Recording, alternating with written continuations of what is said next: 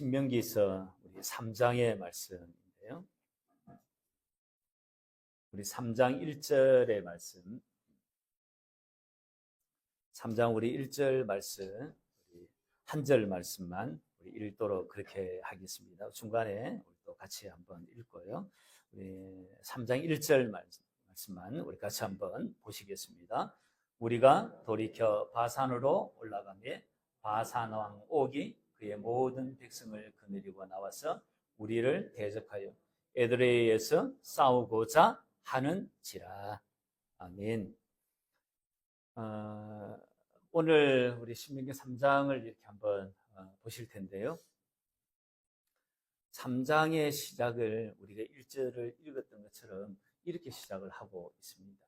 바산 왕 옥이 이스라엘의 백성들하고 맞짱을 뜨고자 나왔다는 것으로 시작을 하고 있습니다. 우리가 지난 2장을 어떻게 설교를 들었느냐 하면요.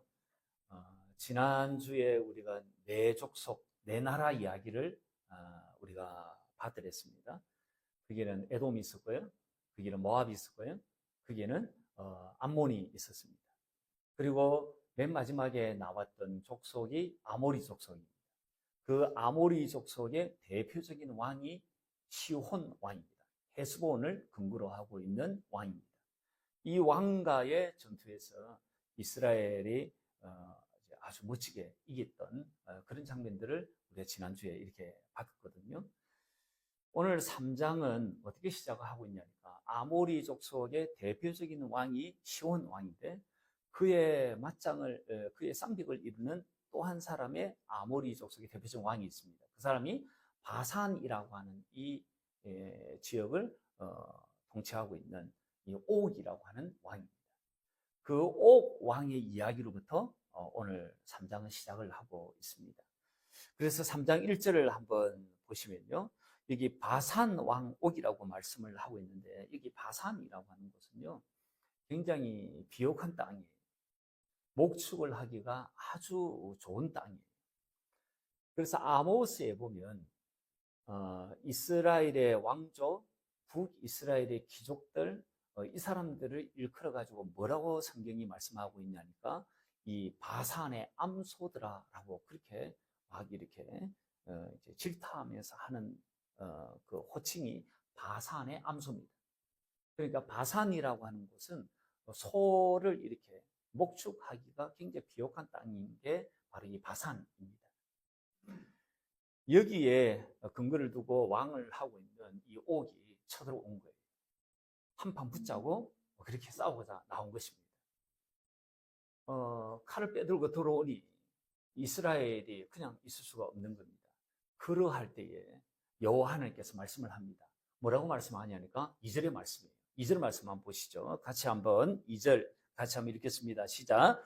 여호와께서 내게 이르시되 그를 두려워하지 말라. 내가 그와 그의 모든 백성과 그의 땅을 내 손에 넘겼으니 너가 헤스본에 거주하던 아모리 족속의 왕 시온에게 행한 것 같이 이렇게 말씀을 하시는 것이에요. 내가 시온 왕에게 행한 거 그거 봤지? 내가 너희들 이 바산 왕 옥에게도 그렇게 행할 거야. 그러니 두려워하지 마. 지금 이 말씀을 주님이 하고 계시는 것이에요. 이 말씀을 듣고 전쟁을 치르는 거예요. 이 말씀대로 되었을까요? 주어진 결과가 3절입니다. 3절이 이렇게 말씀하고 있습니다. 우리 하나님 여호와께서 바산 왕 옥과 그의 모든 백성을 우리 손에 넘기심에 우리가 그들을 쳐서 한 사람도 남기지 아니했다라고 말씀하고 있습니다. 전쟁에 승리한 거예요. 완벽한 승리입니다. 4절부터 해가지고 11절까지는요, 그에 대한 이제 부연 설명들을 좀 하고 있습니다. 4절 5절을 한번 보시죠. 4절 5절 같이 한번 읽겠습니다.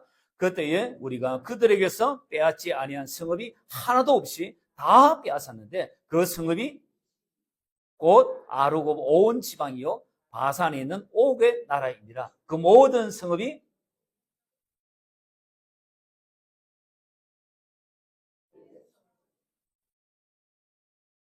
특히 5절에 안 했습니까? 5절에 이 바산에 있는 성벽, 그리고 바산에 있는 성읍, 성곽들 이런 걸 설명을 하면서 높은 성벽, 그리고 경관, 뭐 크고 경관 성읍, 뭐 이렇게 이제 언급을 하는 거예요. 그런 성읍을 다 정복을 했다라고 성경이 말씀을 하고 있습니다. 이 말씀을 왜 언급을 할까요? 이 말씀을 이렇게 성령의 감동으로 쓴 이 모세가 이것을 염두에 뒀을 거예요. 출애굽 1세대가 가네스 바네아에서 정탐꾼을 보내지 않습니까? 정탐꾼 10명의 보고가 어디에 있는 줄 아십니까? 저 성을 우리가 정탐해 보니까 아모리 그 땅을 이렇게 정탐을 해 보니까 그 성곽은 높고 성읍은 견고하고 그리고 거기는 아낙 자손이더라. 크고 강한 족속들이더라. 이렇게 이야기를 한 거예요. 그래가지고 우리는 못 가겠다고 짜부라진 것이에요. 근데 지금 여기에 4장, 여기 4절 5절에 보니까 높은 성벽, 크고 견고한 성읍이 있는 곳이에요. 그리고 여기 바산 왕 옥이라고 하는 이 사람은요, 르바임의 사람이에요. 르바임 사람을 2장에서 어떻게 설명을 하고 있으냐니까 아낙 자손과 같이 크고 강한 자손이라고, 자이언트들이라고 말씀을 하고 있는 거예요. 그것도 무너뜨렸다고 지금 이야기를 하고 있는 거예요. 그러니까 지금 가네스 바네아의 정탐꾼들이 해가지고 그 정탐꾼의 보고를 듣고 불신앙으로 못 가겠다라고 짜부라졌던 그들을 다분히 염두에 두고 지금 이 말씀을 하고 있는 거예요. 믿음이 있으니까 이기더라 라고 하는 것을 말씀하고 있는 거예요. 그리고 6절부터 해가지고 7절, 8절, 9절, 11절까지는 쭉 바산왕 옥을 정복한 내용들이에요. 한번 보시죠. 6절에 보니까 6절부터 한번 읽어볼까요? 읽어보겠습니다. 시작. 우리가 헤스본 왕 시온에게 행한 것 같이 그 성읍들을 멸망시키되, 바산왕 옥의 성읍들을 멸망시켰다는 거예요. 각 성읍의 남녀와 유아를 멸망시켰으나 7절 다만 모든 가축과 그 성읍들에서 탈취한 것은 우리의 소유로 삼았으며 8절 그때에 우리가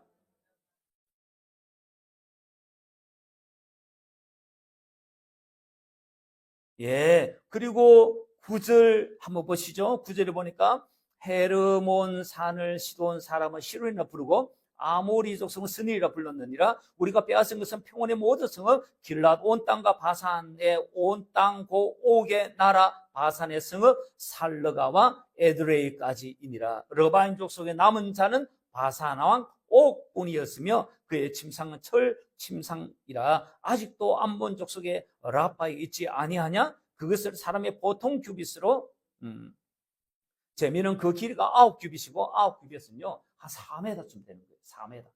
그리고 너비가 4규빗이 1m 한 80쯤 되는 거예요. 그러니까 1m 80, 1m 80에 4m에 이렇게 철로 만든 침대 위에 잤던 사람이 바산 왕 옥이라고 이야기를 하는 거예요. 그만큼 자이언트였던 거예요. 그것에 대한 설명들을 쭉 해나가고 있습니다.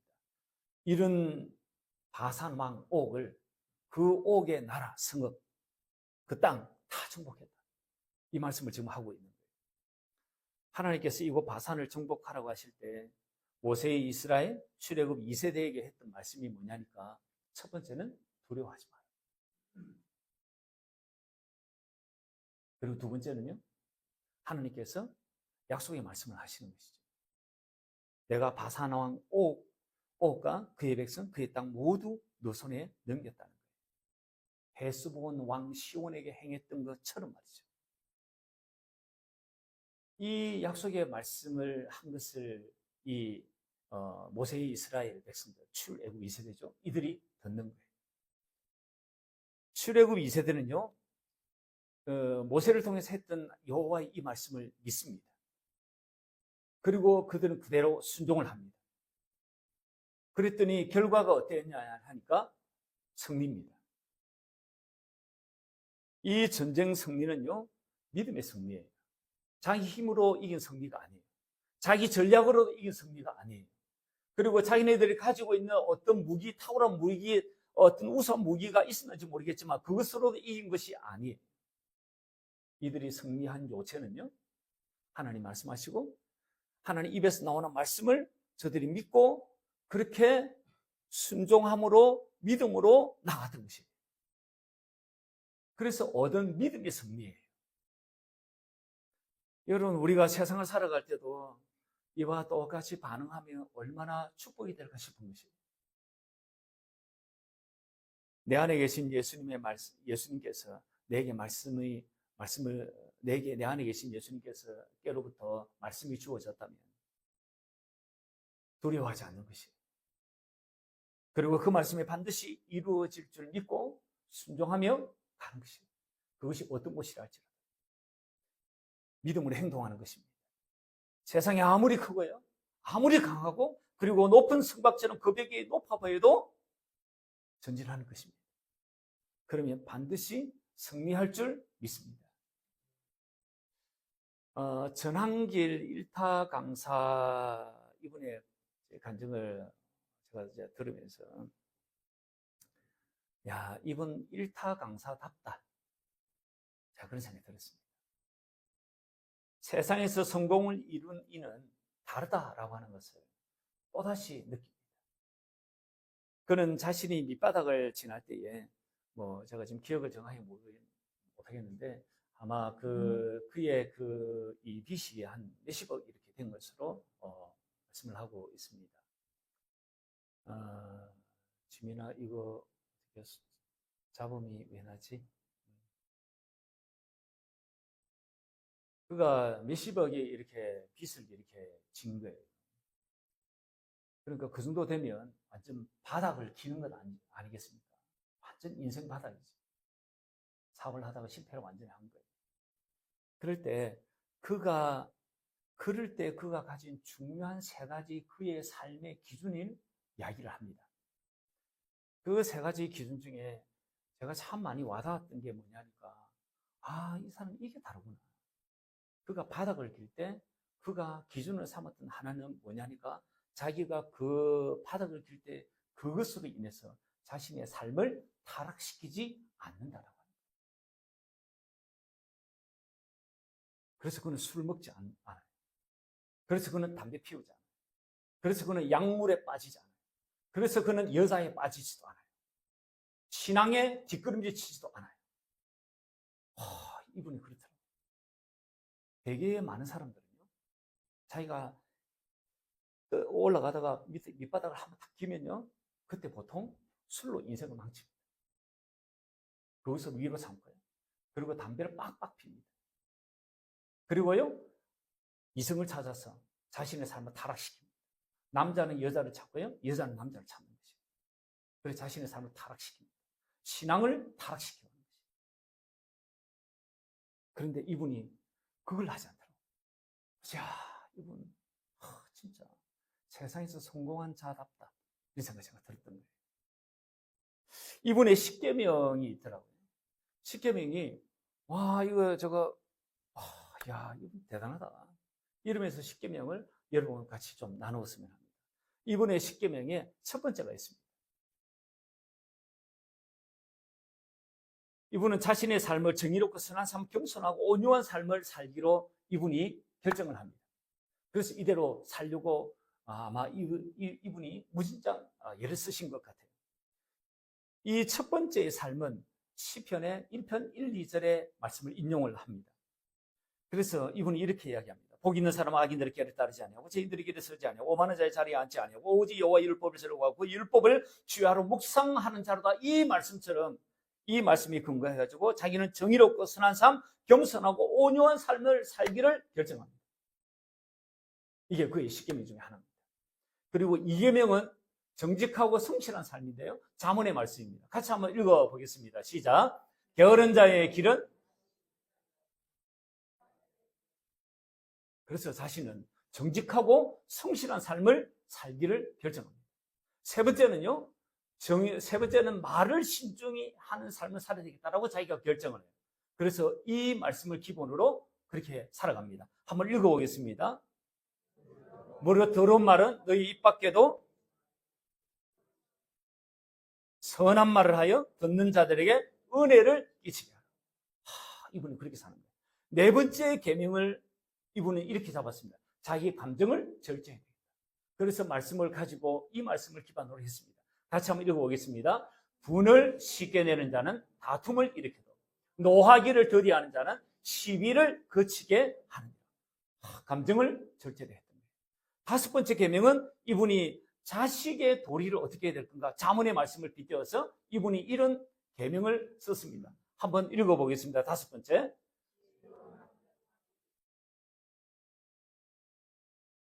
저도 아들의 시절이 있었거든요. 지금은 두 분이 다 가셨지만 저도 아들의 시절이 있었습니다.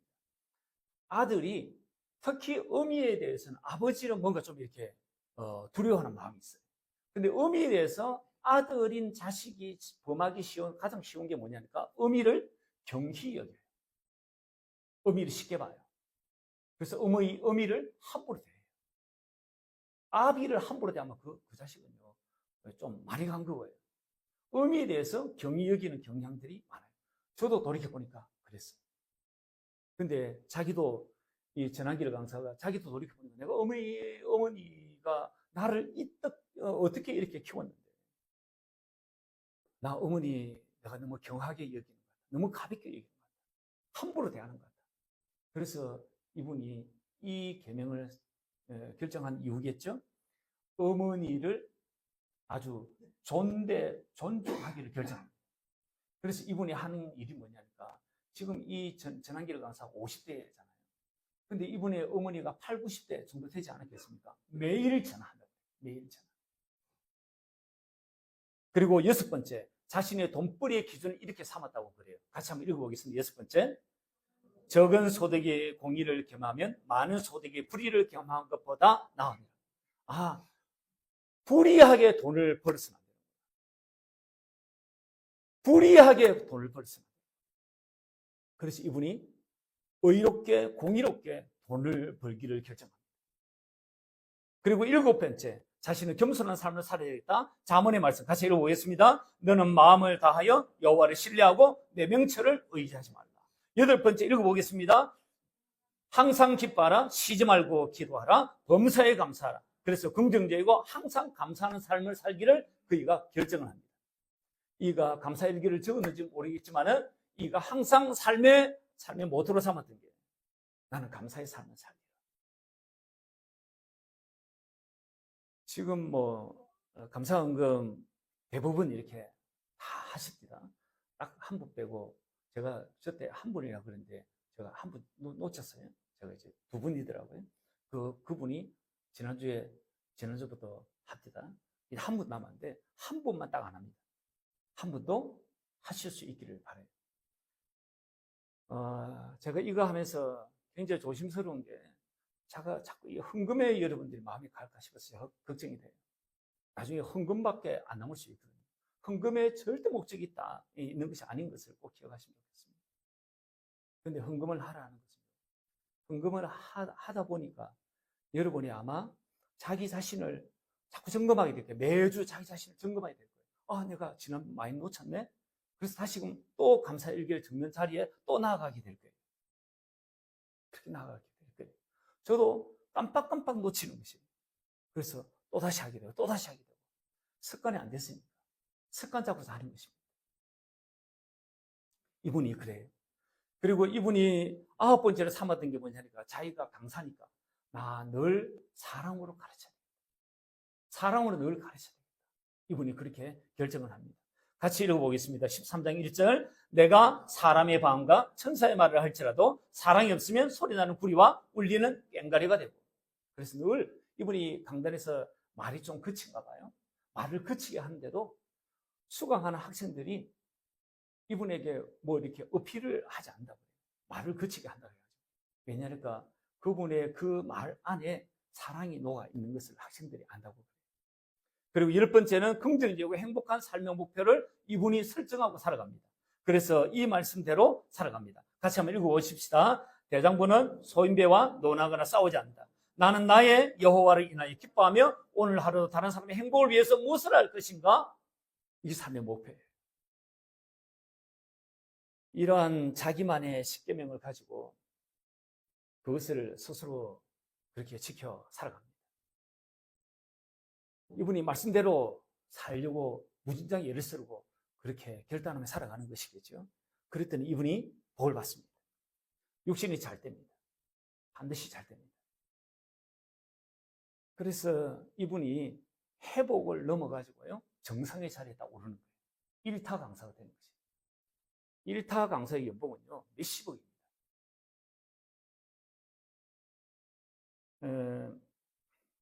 제가 이분을 보면서, 야, 저렇게 의지적으로 신앙생활을 해도 하나님 말씀에 보편적인 은혜가 임하는구나. 그리고 선한 영향력을 미치게 됩니다. 그리고 아름다운 열매들을 맺는구나. 자, 그걸 이렇게 보게 돼요. 이분이 열매를 맺는데 10년이 걸렸다고 합니다. 수십억의 빚을 갚는데 10년의 세월이 걸렸다고.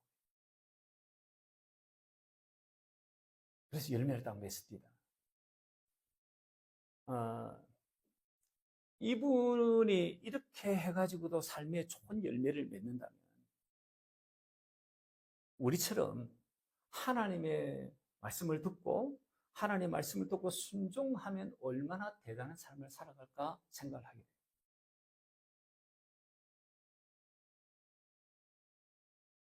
바르기는 우리가 모세의 출애굽 2세대처럼 말씀 듣고 믿음으로 순종하며 살아가는 복된 삶의 여정이 되실 수 있기를 바랍니다.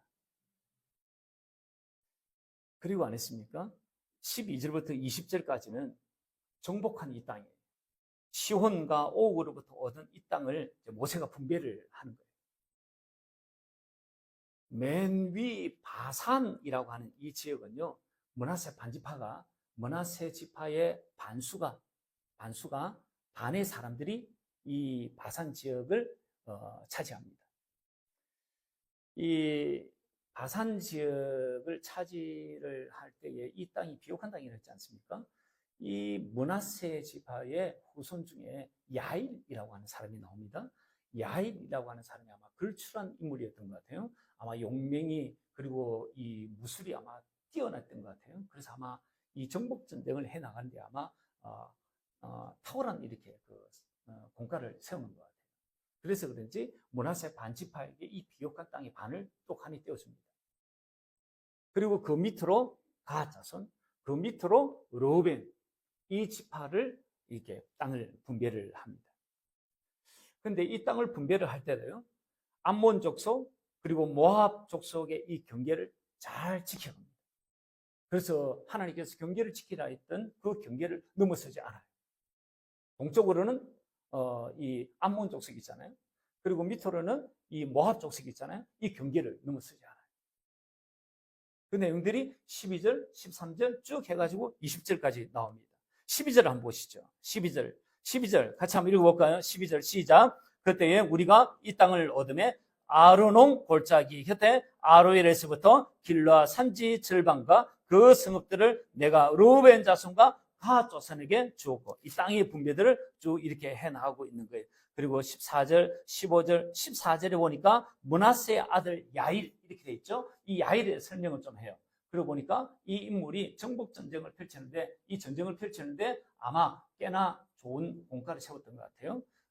그래서 이게 아들이라고 표현하고 있는데, 아들이기라기보다는 후손, 자손 이렇게 표현하는 게 훨씬 더 좋은 표현입니다. 좌우지간 야일이 이렇게 좋은 성과를 냈던 것 같아요. 그리고 21 그리고는 20절까지가 이제 쭉 그런 내용이에요. 20절까지가 그런 내용입니다. 그래서 땅 분배를 정복한 그 땅 분배를 한 것입니다. 그리고는 21절, 22절에 보시면요, 여호수아를 필두로 출애굽 2세대에게 모세가 당부를 합니다.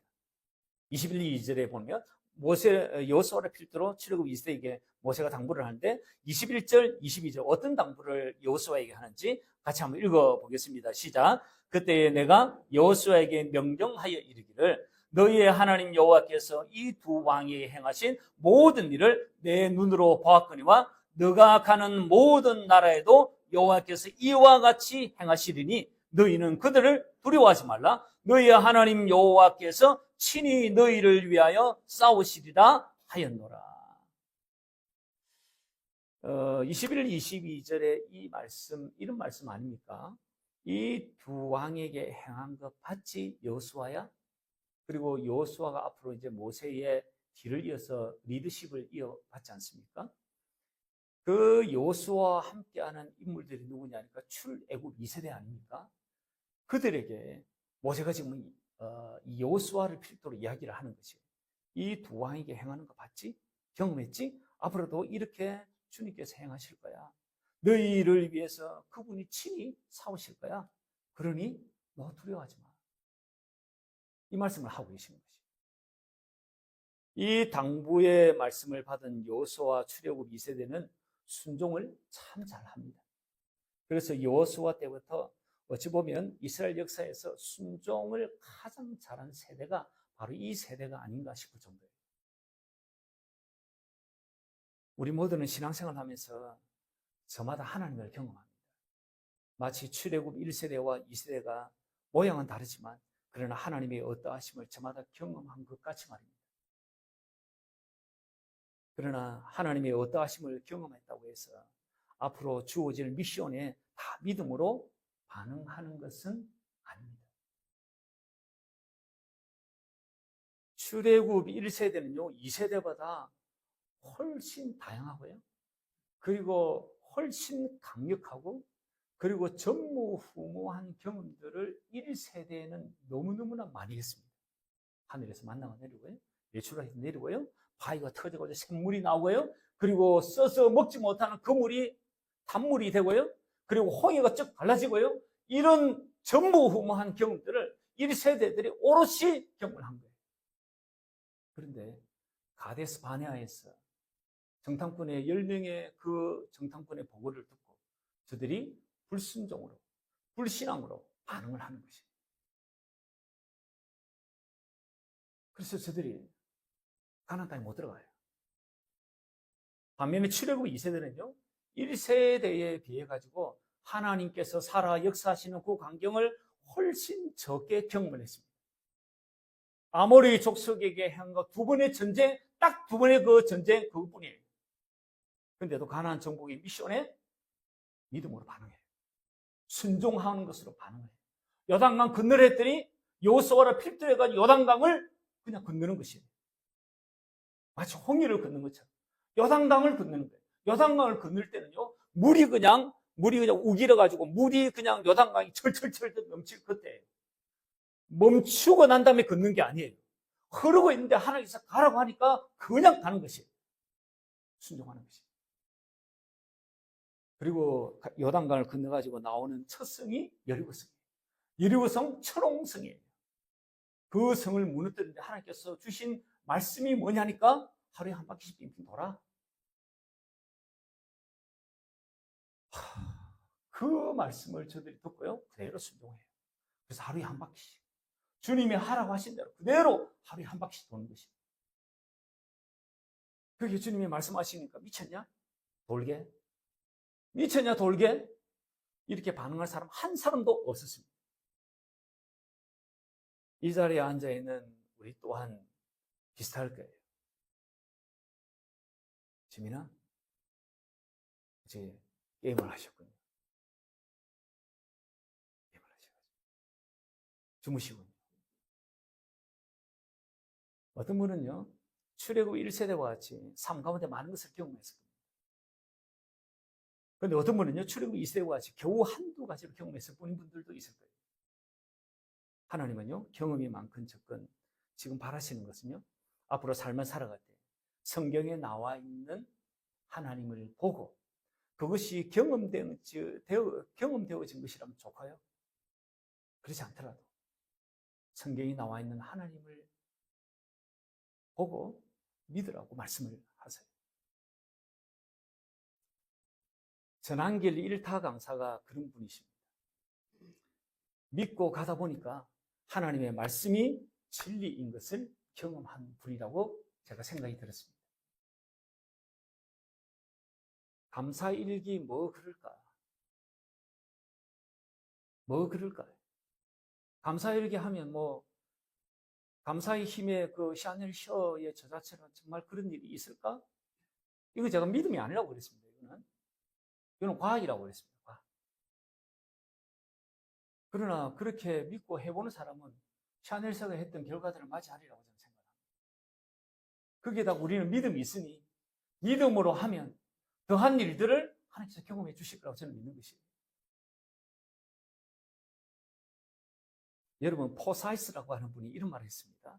사람의 문제를 이해하기 위해서는 그들과 함께 시간을 보내야 하며 그 문제를 해결하기 위해서는 하나님과 함께 시간을 보내야 한다. 하나님을 신뢰함으로 우리의 문제를 예수님과 함께 풀어가시기를 바랍니다. 성경 안에서 주님을 보시고 주님의 사랑 안에서 말씀하시는 주님의 말씀을 들으시기를 축원합니다. 그리고 마지막 파트예요. 마지막 파트는 이 23절부터 나옵니다. 23절부터 보면 마지막 파트는요, 모세의 기도예요. 모세의 기도. 그리고 25절은 모세의 간구입니다. 25절 말씀 우리 같이 한번 읽어볼까요? 25절 말씀 같이 한번 읽겠습니다. 시작. 구하옵나니 나를 건너가게 하사 요단 저쪽에 있는 아름다운 땅, 아름다운 산과 레바논을 보게 하옵소서. 기도하는 내용이에요. 여기에 구하옵나니라고 하는 이 단어는요, 아주 간절하게 기도하는 이 심정을 담고 있는 단어입니다. 모세가요, 간절히 간곡하게 지금 하나님 앞에 기도하고 있는 것입니다. 하나님, 앞에 24절에 하나님을 찬양하는 대목이 나옵니다. 하나님의 하나님 되심을 경배하는 대목이 나옵니다.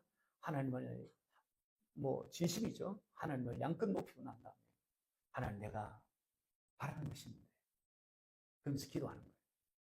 그게 뭐냐면 가나안 땅에 좀 들어가게 해주시면 안 되겠습니까? 라고 하는 그 기도예요. 여러분, 질문 하나 있습니다. 퀴즈. 구약 성경에 중보 기도, 구약의 기도의 대가가 있습니다. 기도의 달인 두 사람이 있습니다. 누굴까요? 기도의 달인 누굴까요? 벤토 누굴까요? 누굴까요? 아브라함. 누굴까요? 한 분은 맞았네요. 모세의 지금 이 문맥상 모세다, 그죠? 예레미야서 우리 15장 1절 한번 보겠습니다. 같이 한번 읽어보겠습니다. 시작. 여호와께서 내게 이르시되 모세와 사무엘이 내 앞에 섰다 할지라도 내 마음은 이 백성을 향할 수 없느니 그들을 내 앞에서 쫓아내보내라. 기도의 달인 두 분이 있습니다. 모세와 사무엘. 두 분 중에 한 분인 모세가 지금 기도를 하는데, 기도의 달인인 모세가 기도하는데 하나님께서 지금 하신 것이 뭐냐니까 노라고 대답을 하는 거죠. 모세가 기도해도 안 되는 것이에요.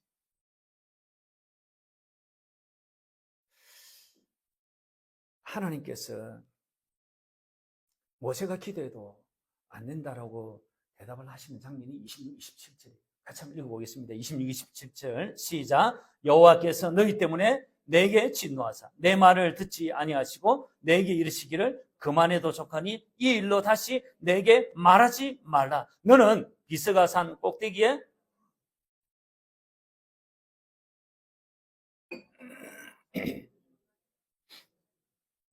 너는 이 요단강 건너지 못할 거다. 그만해도 족하다. 다시 내게 말하지 마라. 기도의 달인이 기도해도 안 돼요. 우리가 여기서 깨닫는 것이 두 가지 있습니다. 하나는요, 기도는 하나님의 위대한 선물입니다. 그건 틀림없죠. 위대한 선물이지만 도깨비 방망이는 아니다라고 하는 거예요. 다시 말하면 하나님의 기도의 응답에는 노도 있다는 거예요. 노. 성경적 기도의 핵심은요, 저나 여러분이 다 아는 거예요. 하나님의 뜻을 아는 것이 성경적 기도의 핵심입니다. 이게 동의하시죠? 이게 다 동의합니다. 그래서 구하고 찾고 두드리면요, 예수의 영이신 성령님이 내게 오셔서 나를 성경 가운데로 인도해 가십니다. 모든 진리 가운데로 성령님이 나를 인도해 가시는 것입니다. 그리고는 그 성령님께서 성경 안에서 하나님이 행하신 일, 예수님이 행하신 일들을 보게 하세요. 그분을 본다라고 하는 것은 그분의 마음을 보는 것입니다. 사건을 보면 그분의 마음이 보이는 거예요. 그분의 마음 속에서 주님께서 우리에게 말씀을 하세요. 그 마음 속에서 주님이 우리에게 당신의 뜻을 말씀해 주세요. 성경의 모든 진리 안에서 말이에요. 이게 성경적 기도의 핵심입니다. 이게 성경적으로 기도하는 것에 대한 방법입니다. 이것을 하나 깨닫게 돼요. 그리고 또 하나 깨닫게 되는 게 뭐냐니까 노를 하시면서 모세에게 보이신 하나님의 은혜가 있습니다. 그게 26절, 27절 우리에게 하나님께서 이 모세에게 주신 것입니다. 하나님께서 이런 은혜를 그래도 이 모세에게 베풀어 주십니다. 비스가 산꼭대기에서 여호수아의 이 다음 세대가 가야 할 곳을 주님이 보여주세요. 그게 27절 비스가 산꼭대기 올라가라고. 여기 비스가 산은요, 신명기 32장 49절에서는 뭐라고 이야기하고 있냐니까 느보산이라고 말씀해요. 그래서 비스가 산, 느보산 똑같은 말입니다. 호렙산, 시내산 똑같은 말이고요. 그리고 우리 9절에서 우리 봤거든요. 9절에 3장 9절에서 헤르몬산을 이 모세의 이스라엘 백성들을 헤르몬산이라고 이야기하고 시돈 사람은 뭐라고 이야기하고 있냐니까 시론이라고 이야기를 해요. 아모리인들은 뭐라고 이야기하고 있냐니까 그 산을 스닐이라고 이야기를 하는 거예요. 똑같은 산, 다른 이름들이 있는 거예요. 지금 여기에 비스가 산, 그리고 신명기 32장이나 느보산이라고 하는 거예요. 여기에 앞으로 다음 세대가 가야 할 것을 주님이 다 보여주시고 난 다음에 모세에게 너는 여기까지가 족하다. 너는 여기까지. 그렇게 말씀하는 것입니다.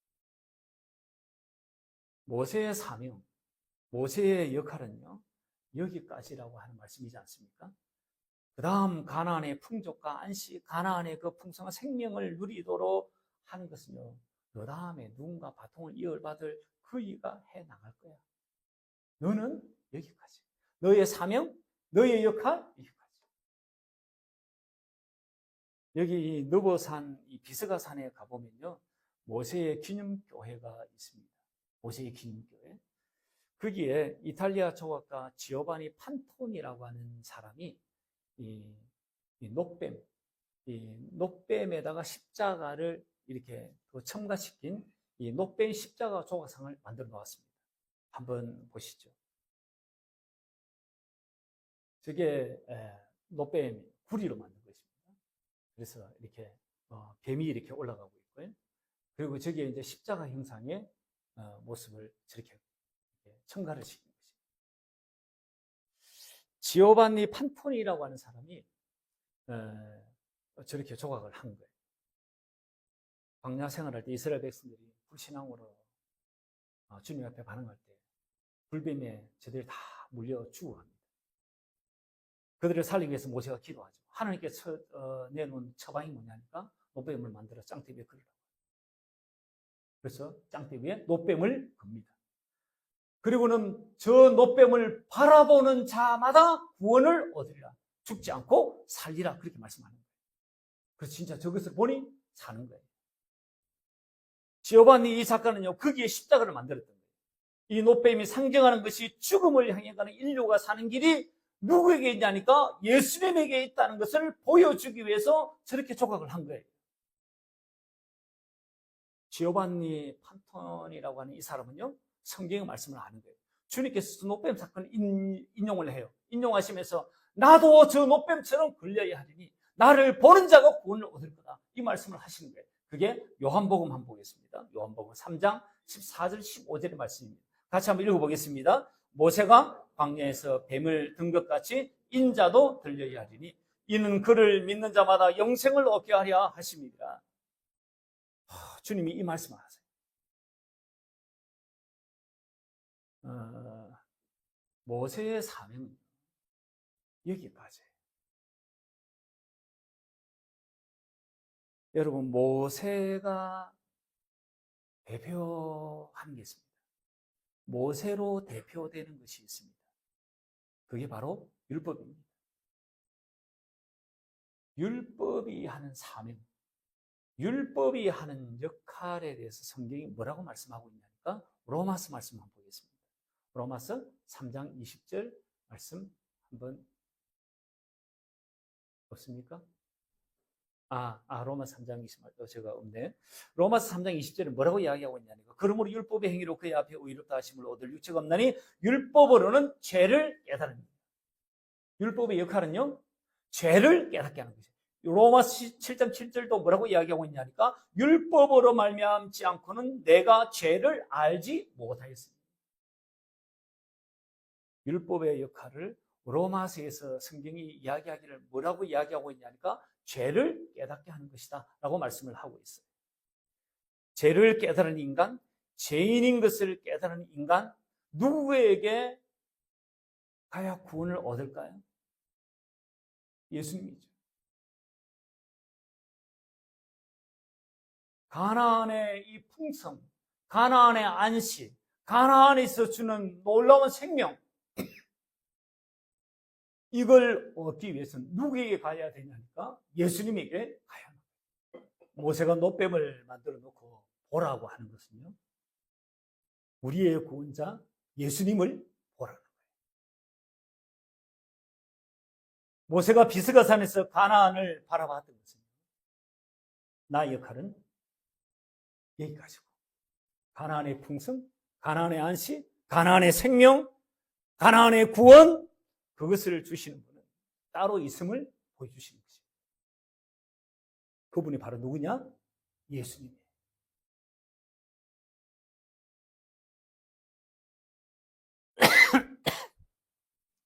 여러분, 구원 어떻게 얻습니까? 여러분, 영생을 어떻게 얻습니까? 요한복음은 이렇게 말씀하고 있는 것이에요. 요한복음 같이 한번 읽어보겠습니다. 시작. 내 아버지의 뜻은 아들을 보고 믿는 자마다 영생을 얻는 이것이니 마지막 날에 내가 이를 다시 살리리라 하십니다. 영생을 어떻게 얻냐면요, 아들을 보고 믿는 자예요. 아들을 봐야 하는 것입니다. 하나님은 영이신 분이시기 때문에 우리와 같이 육체를 가지고 있는 분이 아니에요. 그래서 육체를 가지고 있는 예수님을 보려고 해서는 안 돼요. 예수님의 얼굴, 눈, 코, 입을 보려고 해서는 안 돼요. 예수님의 마음을 보는 것입니다. 그 마음을 보고 믿는 자가 영생이에요. 그래서 주님의 마음을 보지 않는 사람은 영생이 되지 못해요. 그래서 모세가 지금 저 역할까지 하는 거예요. 모세는 여기까지. 그리고 모세가 가르치는 분은 누구냐니까 십자가에 걸리신 예수님.